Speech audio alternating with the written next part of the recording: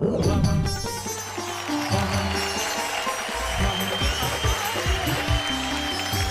श्री अकाल, नमस्कार, आदाब। मैं हूं आप सबकी होस्ट और दोस्त अंजलि तारक मेहता और आप सबका स्वागत करती हूं आपके मनपसंद शो में, जिसको आप देखते हैं बार बार और कहते हैं हर बार, वाह वाह क्या बात है। आज हम सब मिलकर तहे दिल से स्वागत करते हैं मेरे आचार्य श्री का, श्रीमान शैलेश लोढ़ा का।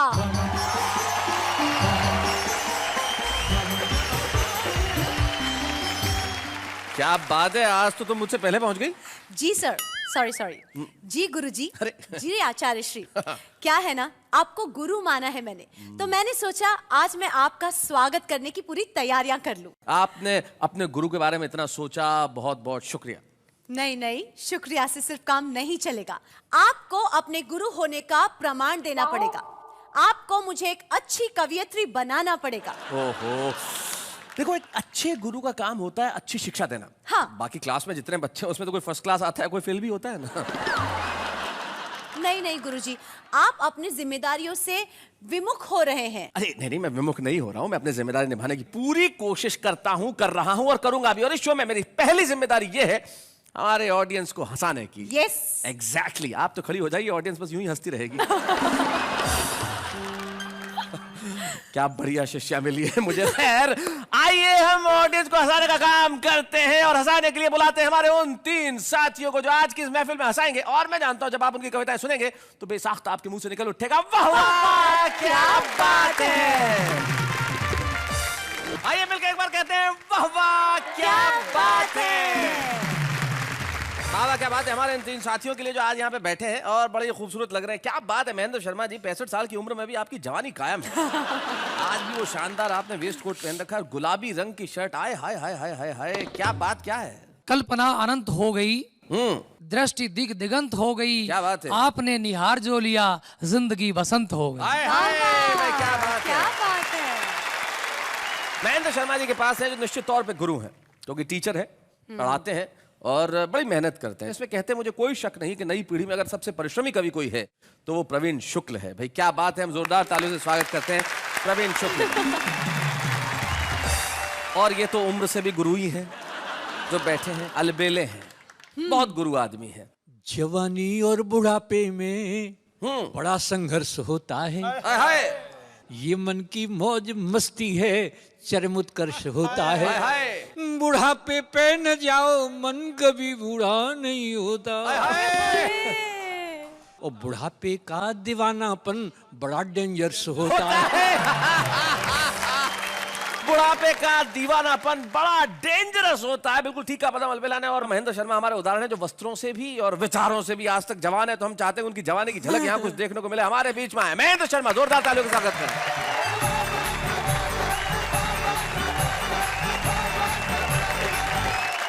चार पंक्तियों से बात प्रारंभ करना चाहता हूँ जी।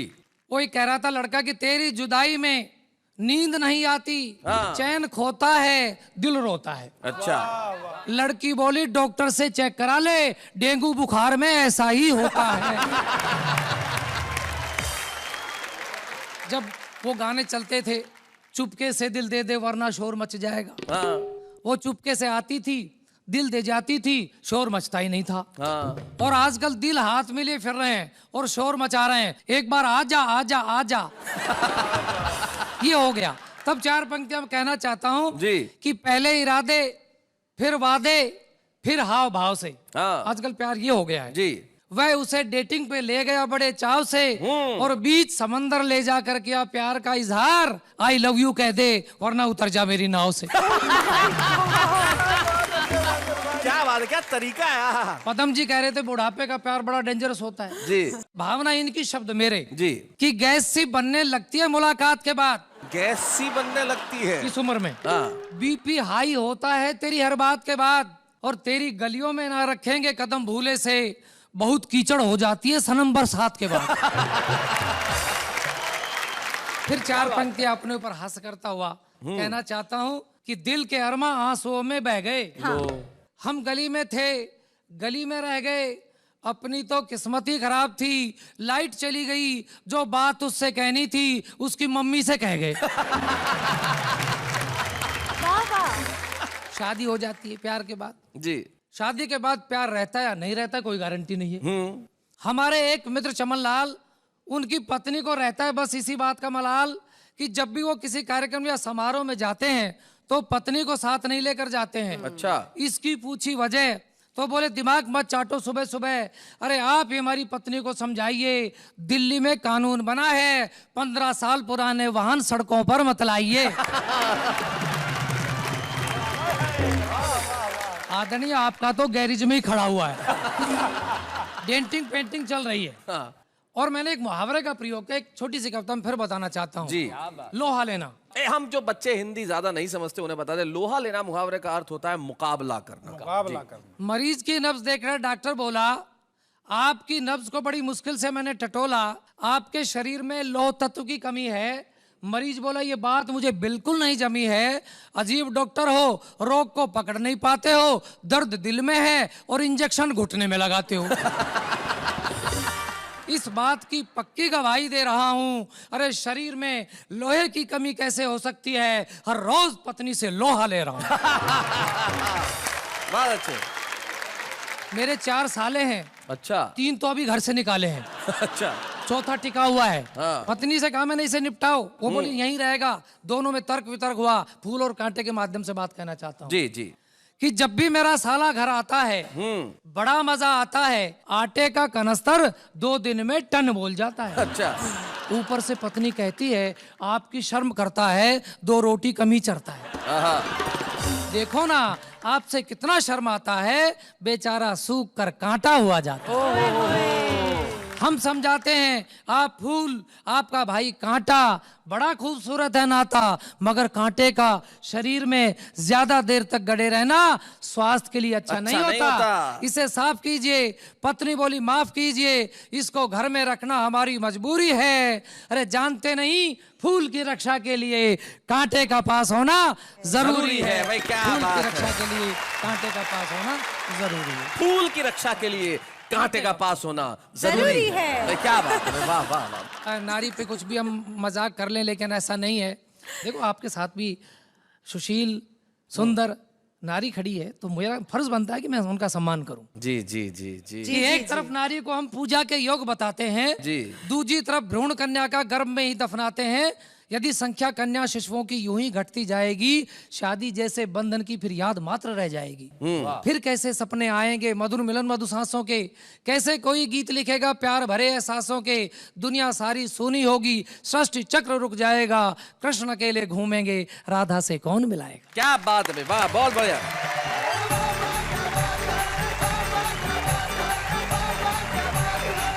बहुत बढ़िया महेंद्र भाई, बहुत सही कहा आपने। इन दिनों स्थिति ऐसी हो गई है, मोहब्बत की भी जमाने की भी, लेकिन आपने जो उस पर व्यंग किया और आपने जो अपनी हंसी की बातों से हम सबको हंसाया, उसके लिए हम आपके बेहद आभारी हैं कि आप यहाँ तक आए। महेंद्र शर्मा जी अपनी कविताएं सुनाइए।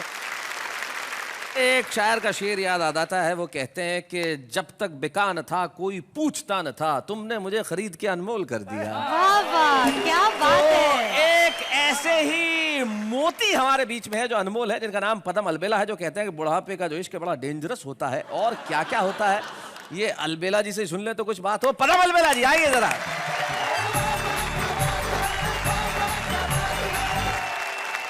नेहा और शैलेश जी खूब निभाते साथ, वाह वाह क्या बात है, वाह वाह क्या बात।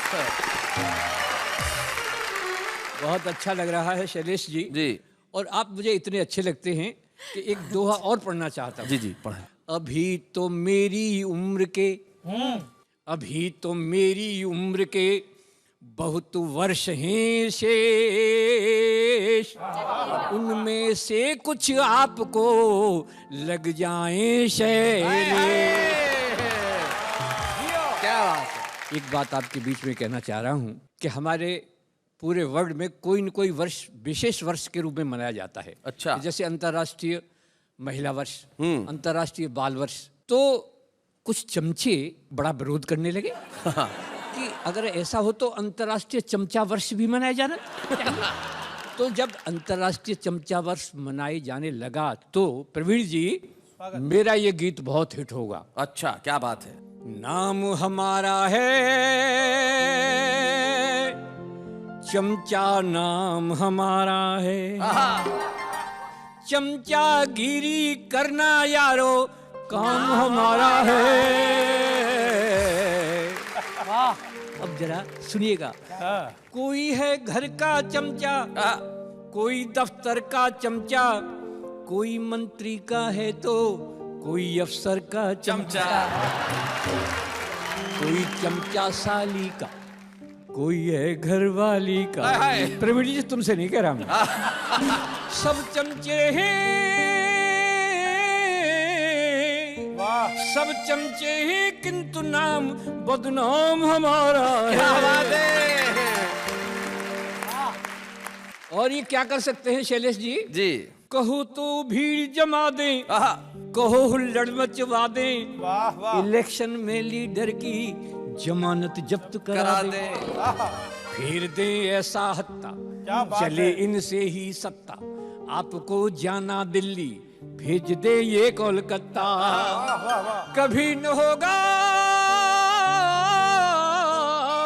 कभी न होगा चक्र सुदर्शन, जाम हमारा है। बहुत बढ़िया, बहुत अच्छा। नाम हमारा है चमचा, नाम क्वालिटीज ऑफ चमचा। क्वालिटीज ऑफ चमचा।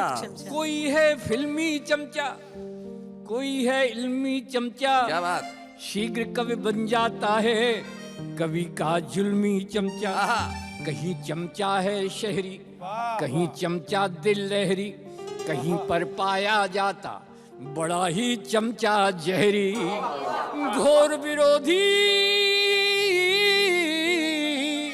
घोर विरोधी तत्वों से संग्राम हमारा है। बहुत बढ़िया। चमचा नाम हमारा है, चमचा नाम। अंतिम है जी। कोई है मेहनत वाला कि जिसने काम निकाला, उसी से कहते हैं सब अजी चमचा है साला। चमचा कहाँ नहीं है, जगह जो जहाँ नहीं है, आप कह सकते हैं क्या कि चमचा यहाँ नहीं है। क्या बात है। यहाँ उपस्थित, यहाँ उपस्थित चमचों को प्रणाम हमारा है। तो हमारी एक बड़ी प्रिय कविता है, वो सुना दीजिए। तुम तो ठहरे नेताजी, जरा उसके दो बंद सुना दीजिए। तुम तो ठहरे, तुम तो ठहरे नेताजी, देश क्या बचाओगे। तुम तो ठहरे नेताजी, देश क्या बचाओगे। अरे तुम तो ठहरे नेताजी, देश क्या बचाओगे। रात वाली, रात वाली, रात वाली फ्लाइट से और दिल्ली भाग जाओगे। रात वाली फ्लाइट से दिल्ली भाग जाओगे। शर्म के समंदर में डूबने से डरते हो। क्या बात है। शर्म के समंदर में डूबने से डरते हो। चुल्लू भर, हाय हाय, तो चुल्लू भर, तो चुल्लू भर पानी में भी डूब नहीं पाओगे। चुल्लू भर पानी में डूब नहीं पाओगे। तुम तो ठहरे नेताजी, देश क्या बचाओ। और एक वास्तविकता शैलेश जी, जी। अब तो घोटालों का स्कोर काफी है। स्कोर काफी है। अब तो घोटालों का स्कोर काफी है। और क्या, अरे और क्या, अरे और क्या घोटालों की सेंचुरी बनाओगे। और क्या घोटालों की सेंचुरी बनाओगे। तुम तो ठहरे नेताजी, देश क्या बचाओगे। और साहब इनकी भाषण की शैली देखिए कि बहनों और भाइयों, मैं ठीक ठीक कह रहा हूँ, मेरी सच मानिए, पिछली सरकार ने आपका बहुत खून चूसा है, इस बार एक मौका हमको भी दीजिए कि अपने भाषणों में भी क्या कमाल करते हो, अपने भाषणों में भी क्या कमाल करते हो। रैलियों की, अरे रैलियों की, अरे रैलियों की थैलियों से और कितना कमाओगे। और साहब शैलेश जी क्या कहना चाह रहा हूँ जी कि अब तो सीबीआई के हाथ बड़े लंबे हैं, अब तो सीबीआई के हाथ बड़े लंबे हैं। जेल चले, अरे जेल चले, जेल चले जाओगे तो बहुत याद आओगे, जेल चले जाओगे तो बहुत याद आओगे। और अंतिम सुन लीजिएगा कि अब के वोट मांगने जो मेरे गांव आओगे, अब के वोट मांगने जो मेरे गांव आओगे, इस बार सोच लेना हम चुप नहीं रहेंगे, इस बार सोच लेना हम चुप नहीं रहेंगे। जो कुछ को हमको कहना वो जोर से कहेंगे। कुर्सी कार कोठी सब है तुम्हारे लिए, भारत की भोली जनता जिए तो कैसे जिए। सारे जहां से अच्छा हिंदुस्तान तुम्हारा, हमारा सा तो लगता ही नहीं है। सारे जहां से अच्छा हिंदुस्तान तुम्हारा, तुम संतरी हो इसके ये संतरा तुम्हारा। सर वाह वाह, क्या बात है। सारे जहां से अच्छा हिंदुस्तान तुम्हारा, तुम संतरी हो इसके ये संतरा तुम्हारा। छोड़ो जी अब तो छोड़ो, इतना नहीं निचोड़ो। बहुत क्या बात है। One more. छोड़ो जी अब तो छोड़ो, इतना नहीं निचोड़ो। हो राष्ट्रभाषा हिंदी तुम कहते डोलते हो, बच्चों के साथ घर में अंग्रेजी बोलते हो, बच्चों के साथ घर में अंग्रेजी बोलते हो। मौसम है घोटालों का, परिवेश घोटालों का, सब आप जानते हैं ये देश घोटालों का। ये द्वेष जातियों का अक्सर बढ़ाया तुमने, ये द्वेष जातियों का अक्सर बढ़ाया तुमने। और हिंदू और मुसलमान को अक्सर लड़ाया तुमने, हिंदू और मुसलमान को अक्सर लड़ाया तुमने।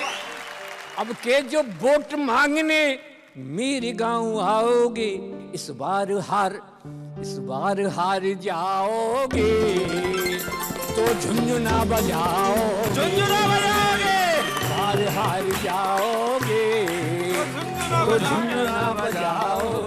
और शैलेश जी इनके हाथ में आके अगर झुंझुना टूट भी गया, टूट गया झुंझुना भी तो फिर भैंसिया चराओगे। तुम तो ढेर नेताजी देश क्या बचाओगे, तुम तो ठहर नेताजी देश क्या बचाओगे। रात वाली फ्लाइट से दिल्ली भाग जाओगे।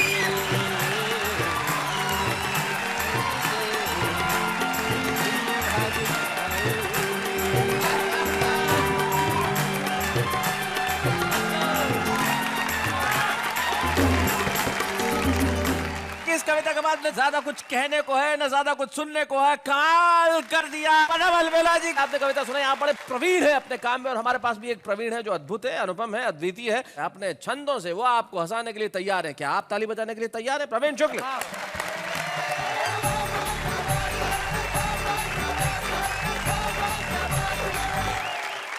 एक गुरु और शिष्य के क्या संवाद हो सकते हैं इस देश में। जी गुरुजी ने शिष्य से ये पूछ लिया कि बेटा ये बता कि एमपी बनने के लिए क्या योग्यताएं होनी चाहिए। तो देखिए आजकल के बच्चे ने क्या जवाब दिया। एमपी मेंबर ऑफ पार्लियामेंट, हमारे संसद का सदस्य बनने के लिए या विधायक बनने के लिए। जी या कि एमपी गर होना चाहे हो जाएगा वो गुरुजी भाषणों में जीव को चलावे जो जी भट्टा। भट्टा कि मंत्रीगर होना चाहे हो जाएगा वो गुरुजी, भाषणों में जीव को चलावे जो जी भट्टा, कभी मूछों को मरोड़े कभी दोनों हाथ जोड़े, जरूरी लगे तो ओढ़े सिर पे दुपट्टा, जरूरी लगे तो ओढ़े सिर पे दुपट्टा, ये करूंगा वो करूंगा सेवा करता मरूंगा, वायदों का लगवा दे पूरा पूरा चट्टा, बिना कुछ करे कहे ये किया है वो किया है, पूरा पूरा हो निकम्मा पूरा हो निखट्टा, पूरा हो निकम्मा पूरा हो निखट्टा। गुरुजी ने कहा कि ये और बता मंत्री बनने के लिए क्या योग्यताएं होनी चाहिए। तो देखिए बच्चे ने क्या कहा कि मंत्रीगर होना चाहे हो जाएगा वो गुरुजी, देखने में देह से लगे जो हट्टा कट्टा, सामले से मुखड़े पे प्यारी सी सजी हो दाढ़ी, थुल थुल काया पे हो 20 गज लट्ठा, थुल थुल काया पे हो 20 गज लट्ठा, झूठा जो वकील होवे उड़ने में चील होवे, गिद्ध की तरह छीने मार के झपट्टा, लड़ने में लट होवे बुद्धि से अनट होवे, 4 दिन में बिठा दे भारत का भट्टा, 4 दिन में बिठा दे भारत का भट्टा। गुरुजी को लगा बच्चा तो बहुत ही इंटेलिजेंट है, समथिंग डिफरेंट है। तो गुरुजी ने जो कहा उस बच्चे से जी उसको मैंने छंद में लिखा है। क्या कहा भैया? कि उत्तरों को सुनकर गुरुजी ने कहा प्यारे डाकू छवि राम सिंह की छवि बनेगा तू, आग को उगल कर रात दिन जल कर रोशनी बिखेरता हुआ रवि बनेगा तू, तेरी सांसें जिसके धुएं से घुटने लगेंगी, ऐसे किसी शब्द यज्ञ की हवि बनेगा तू, चोर डाकू सेठ वे डकैत यदि ना बना तो तुझे श्राप दे रहा हूँ जा कवि बनेगा तू, तुझे श्राप दे रहा हूँ जा कवि बनेगा तू, तुझे श्राप दे रहा हूँ। तो गुरुजी का श्राप का मारा हुआ वो बच्चा मैं ही हूँ। और मैंने फिर बहुत सारे एक्सपेरिमेंट किए जी। एक ऐसी कविता लिखी, उसमें पहली पंक्ति जहां समाप्त होती है दूसरी पंक्ति वहीं से प्रारंभ होगी, दूसरी पंक्ति जहां समाप्त होती है तीसरी पंक्ति वहीं से प्रारंभ होगी। इसको हिंदी छंदों की भाषा में सिंहावलोकन छंद कहा जाता है। शेर जब पीछे मुड़ के देखता है तो सिंह का जब अवलोकन अपने शरीर की तरह होता है। ये भाषा में भी होता है कि पंक्ति है, पंक्ति का जो आखिरी शब्द है फिर से वो पहला शब्द बन जाता है। तो वो सिंहावलोकन छंद की कविता है जी, जो आप सुनाए। कि गद्दी के कारण देश हुआ रद्दी, रद्दी हुआ है पूरा ही ढांचा, ढांचे में बगुलों ने मछली को फांसा, फांसे हैं मुंह सब दीन दुखी जन के पसीने से ढेर लगे धन के, धन से खनकती है लीडरों की गगरी, गगरी से बनती है सोने की नगरी, नगरी में खन खन खन के है पैसा, पैसे से रचते हैं खेल चाहे जैसा, जैसे कि रचते हैं चौपट राजा, राजा का फिर भी बजता न बाजा, बाजा है डंडा निर्धन जन पर कोई दोष नहीं इनके सिर पर रखते हैं गांधी की टोपी, टोपी ने हिंसा की आरजू ना सौंपी, सौंपी ना कोई भी आदत भद्दी, भद्दे कर्म से क्यों मिल रही गद्दी। क्या बात है भाई, वाह वाह वाह वाह, बहुत बढ़िया बात है, क्या बात। एक शुद्ध संबोधनों की कविता सुनिएगा, स्वागत। जिसका शीर्षक है भूतपूर्व प्रेमी वर्तमान पति, शादी के बाद में पति की दुर्गति। दुर्गति हुई तो उसने कैसे कैसे संबोधन दिए अपनी श्रीमती जी को जी। तू टूटा हुआ ट्रैक्टर थी मैं तुझको कार समझ बैठा, जिसने बेड़ा ही गर्क किया उसको उद्धार समझ बैठा, मैं समझ रहा था तू तो निर्मल निर्झर पावन गंगा है, पर जिसने मेरे घर को फूंका तू तो वही पतंगा है। कर्कश कपटी कहकर मुझ पर आरोप लगाती रहती है, खाली ठलुआ पाजी नालायक मुझे बताती रहती है, मेरी अच्छी खासी किस्मत को तूने आकर फोड़ दिया, मैं छड़ा कुआरा अच्छा था तूने आकुनबा जोड़ दिया। क्या बात है। चुन्नू मुन्नू रीटू पीटू टीटू का मुझे प्रसाद दिया, बच्चों की इस फुलवारी को तुमने पूरा ही खाद दिया, बच्चे जब से देखे मुझको दिन में तारे दिख गए, हम दूध पिलाना गोद खिलाना नाक पहुंचना सीख गए। फीस जमा करने वाली लाइन में अक्सर लगता हूँ, मैं जगता जगता सोता हूँ, मैं सोता सोता जगता हूँ, मेरी पतलून शर्ट का तूने आकर कुर्ता बना दिया, जो हलवा पूरी खाता था उसका ही भुर्ता बना दिया, मकड़ी की तरह से मुझ पर तू जाल पूरती रहती है, जैसे कच्चा खा जाएगी तू मुझे घूरती रहती है। तेरी माँ कहती थी तू तो मेरे चरणों की दासी है, पर मुझको लगता है तू तो मेरे प्राणों की प्यासी है। बहुत बढ़िया।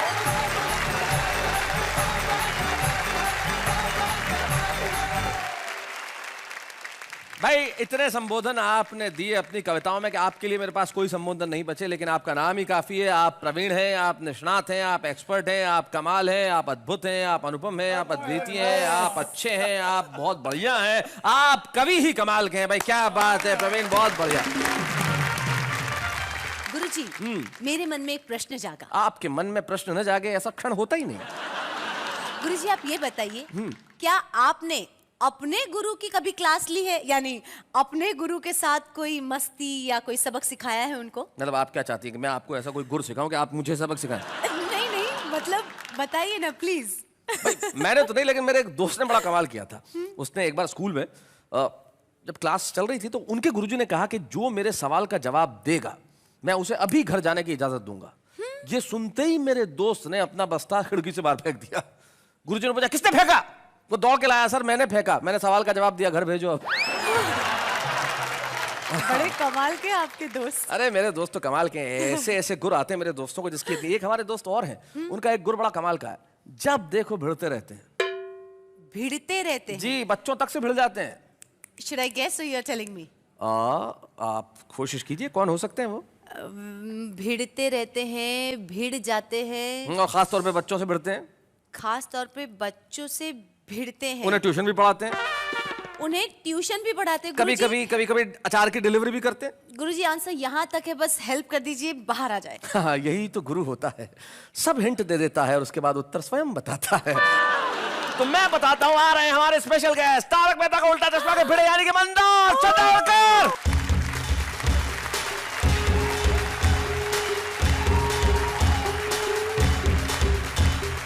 क्या बात है।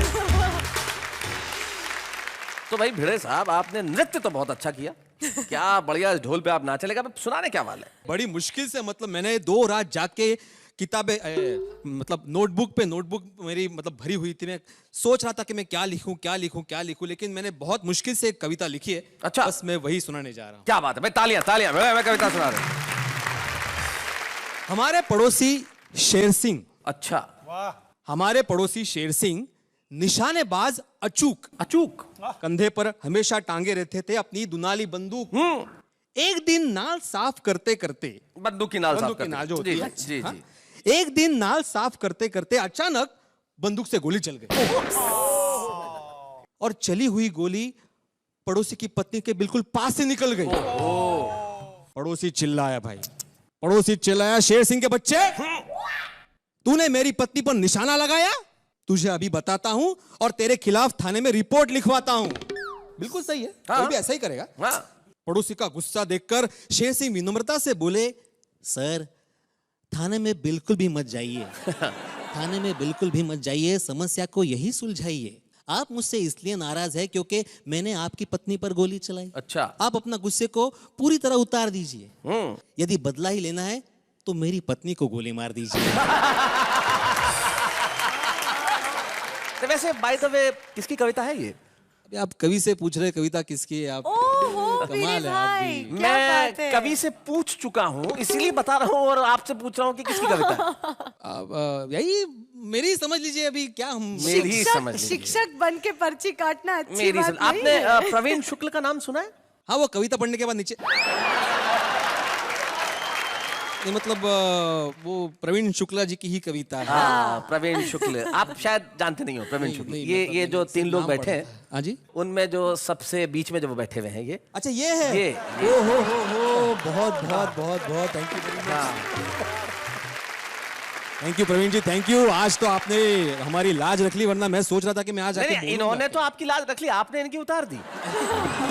नहीं भाई इनकी कविता आपने पढ़ी और इनकी एक पुस्तक है, उसमें पेज नंबर 78 पे ये कविता है। बिल्कुल, क्या मेमोरी है, वाह वाह। ये तो मैं पढ़ चुका था, इसलिए। आपने वो किताब खरीदी थी? बिल्कुल, मतलब मैंने मांग के ली थी, खरीदी तो नहीं थी, लेकिन मैं खरीद लूंगा, जरूर खरीद लूंगा। और इनकी कविता है, हमारी कविता एक ही बात है, हम लोग एक ही तो है ना?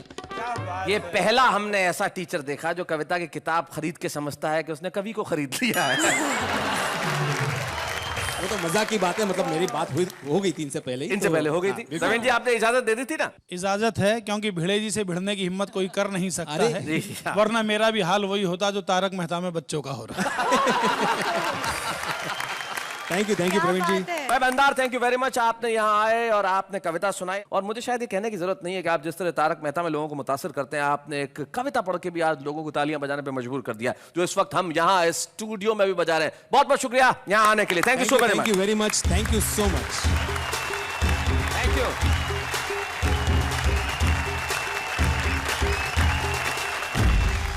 गुरुजी, जी कभी ऐसा भी होता होगा कि कोई शिष्या अपने गुरु से आगे निकल जाती होगी? लेकिन आपके केस में ऐसा होना थोड़ा मुश्किल लग रहा है।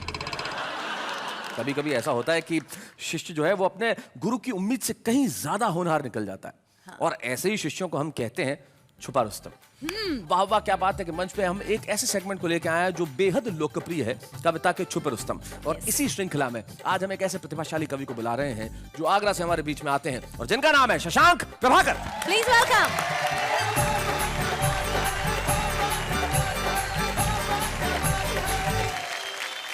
चार पंक्तियां एक हिंदुस्तानी होने के नाते मेरा स्वागत, मन करता है स्वागत, आप स्वागत। लोगों के बीच रखूं कि वो हिंदू हो या मुस्लिम हो, सभी का मान रहता है। किसी के घर में गीता है, कहीं कुरान रहता है। वाह। किसी का कोई मजहब हो, सभी से प्यार है हमको। हमारे दिल में तो हर वक्त हिंदुस्तान रहता है। क्या बात है भाई, वाह वाह वाह, बहुत अच्छे। चार पंक्तियां आपकी नजर करता हूं जी। कि इस दौर के माहौल की सूरत नहीं देखी जाती। हाँ। ये यात्रा करके आए हम लोग। क्या कहने। इस दौर के माहौल की सूरत नहीं देखी जाती। पैसे से गरीबी की शरारत नहीं देखी जाती। और कातिल से जिंदगी की दुआ मांग रहा है, क्यों? मंडी में सियासत की शराफत नहीं देखी जाती। क्या बात है भाई, वाह वाह वाह, कातिल से जिंदगी की दुआ। बहुत अच्छे। क्या राजनीति कहाँ चल के आई, धर्म कहाँ चल के आया, कहाँ हिंदुस्तान को कहाँ होना चाहिए था, कहाँ पर खड़ा है कि चिराग अब तो अंधेरों की जुबां बोलते हैं। लोग चांदी की तराजू में धर्म तोलते हैं। वाह, अजब वक्त का करिश्मा है। बहरे सुनते हैं और गूंगे यहाँ बोलते हैं। क्या बात है भाई, वाह वाह। क्या बात है भैया? ये आपने बिल्कुल ठीक कहा था। मुझे प्रदीप चौबे जी की दो पंक्तियां याद आती है। वो कहते हैं कि राह अंधा दिखा रहा है मुझे, स्वाद गूंगा बता रहा है मुझे, खुद को तबला एक समझने लगा हूं, एक अनाड़ी बजा रहा है मुझे। हालत यही है। चार पंक्तियां नजर जी। करता हूँ। कवियों और साहित्यकारों का क्या फर्ज था इस देश में? क्या किस तरह का आसमान, किस तरह का फलक उनको चाहिए कि हम परिंदों के लिए सारा ये जहान भी है। क्या बात है। हम परिंदों के लिए सारा ये जहान भी है। हमारे दिल में हिंदू भी मुसलमान भी है। हम तो कोशिश ही नहीं करते हैं उड़ने की, मगर हमारी जद में तो ये पूरा आसमान भी है। वाह वाह वाह वाह, क्या बात है शशांक। जब आप सुना रहे थे मुझे एक अपनी पुरानी पुस्तक एक बात तेरी एक बात मेरी की दो पंक्तियां अचानक याद हो आई। एक महंगे रेस्टोरेंट में बैठ के पिज्जा खाता हुआ मैं और बाहर पारदर्शी कांच के भीतर से झांकते हुए दो भूखे बच्चे जिनकी आंखों में सिर्फ एक रोटी की आशा है। क्या ये जिंदगी की परिभाषा है? और आज हमें बड़ी खुशी है कि वाह वाह क्या बात है कि मंच से हम एक ऐसे कवि को सारी दुनिया को सौंपने जा रहे हैं जो कल प्रभाकर बन के चमकेगा। शशांक प्रभाकर को हम एक स्मृति चिन्ह दे रहे हैं। हमारी ओर से जोरदार तालियों से हम स्वागत करें शशांक प्रभाकर।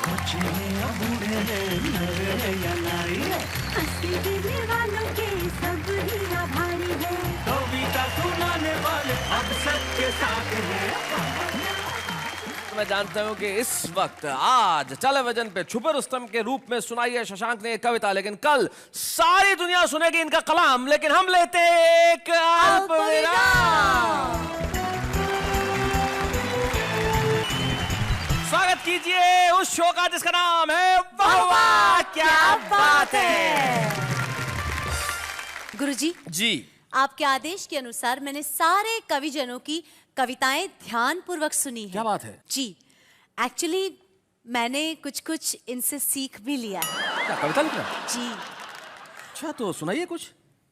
कविता कहना इतना आसान काम नहीं है। ये तो सभी को पता है, आप कविता सुनाइए। नहीं नहीं, ये कविता का ही भाग रूप है। अच्छा। कविता बनाना इतना आसान काम नहीं है।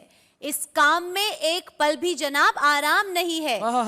दिमाग पे बहुत जोर पड़ता है, लेकिन क्या करूं, मेरे पास बादाम नहीं है। जी जी जी, आपने कविता तो बहुत बढ़िया सुनाई, बहुत अच्छी थी। धन्यवाद। लेकिन मुझे अफसोस है कि आपके केस में बादाम भी कुछ नहीं कर पाएगी। हाँ, हाँ, क्योंकि कुछ कविता ऐसी होती है जो ऐसे ही बनती है। हाँ, आप जिस तरह की कविता लिखती हैं उस तरह की कविता हमारे जो आम इंसान है वो बड़े बढ़िया ढंग से लिखते हैं। जरा सुनते हैं उनसे वो क्या कहते हैं। ए नमक खराब मोबाइल, अब मैं समझा तेरी कानाफूसी, माल मेरा खाता है और करता है मेरी बीबी के लिए जासूसी। मेरा फोन आया, मुंह पे आई स्माइल, फोन उठाकर मैंने पूछा क्या खत्म हो गई वो फाइल। तारों में अकेला चांद जगमगाता है, कांटों से घबराना मत मेरे दोस्त, क्योंकि कांटों में ही अकेला गुलाब मुस्कुराता है।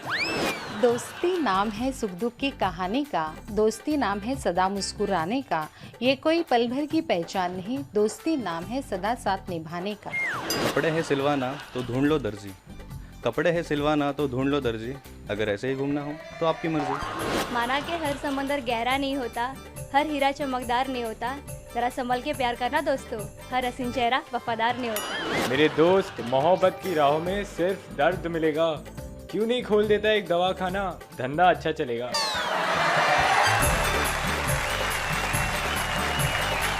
भाई क्या बात है, ये जो हमारे आम इंसान कविताएं करते हैं बिल्कुल वैसी होती है जैसी आप कहते हैं मेरे पास बादाम नहीं है। भाई वाह, और ऐसी कविताओं का कोई अंजाम नहीं है, लेकिन कोशिश करना बड़ा आवश्यक है।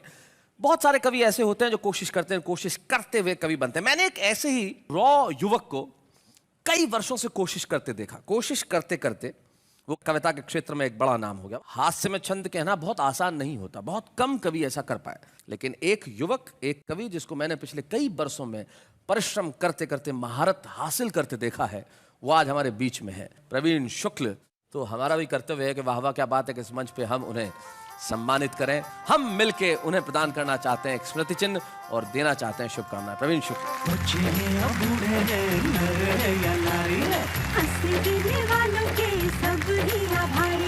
कविता सुनाने वाले अब सबके साथ हैं।